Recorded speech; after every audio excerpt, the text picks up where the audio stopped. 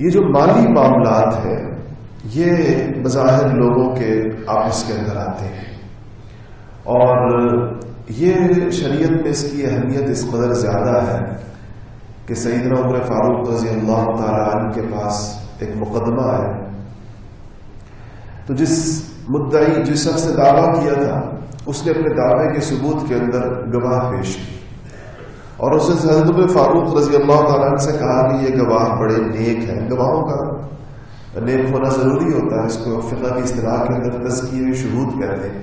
شہود مطلب شاہد، گواہ ہم کہتے ہیں کہ گواہ کا ٹھیک ہو، گواہ جھوٹا نہ ہو۔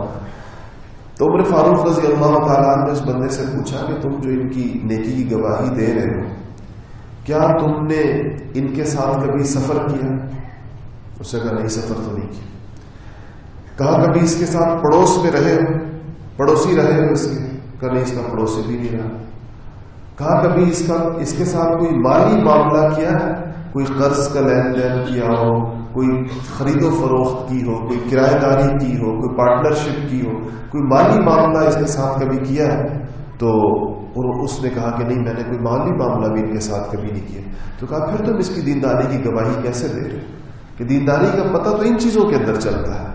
تم نے اس کو شاید نمازیں پڑھتے ہوئے دیکھا ہوگا یا روزے رکھتے ہوئے دیکھا ہوگا، تو نمازیں پڑھنے اور صرف روزے رکھنے سے تو انسان دیندار نہیں کہتا۔ اس کے دین کا امتحان تو وہاں پر آتا ہے جب اس کے ساتھ لوگوں کا مالی معاملہ ہے، تو پتہ چلے کہ مالیات کے باب کے اندر وہ کتنا شفاف۔ اس کے ساتھ پڑوس آئے تو پتہ چلے کہ بحیثیت پڑوسی یہ کیسا ہے۔